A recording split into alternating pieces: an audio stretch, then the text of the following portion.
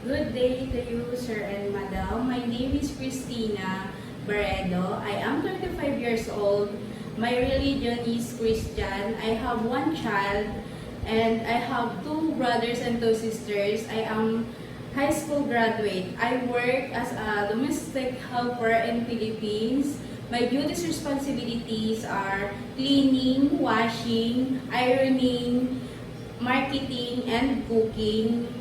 I take care of child.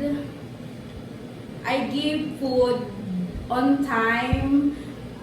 I take them bath every day.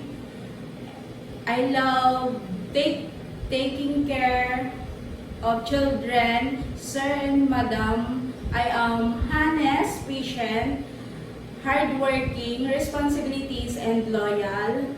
Madam and sir, please choose me as a domestic helper. I will promise to you, I will do my duties and responsibilities, and I will promise to finish my 2 years contract. Thank you, madam and sir.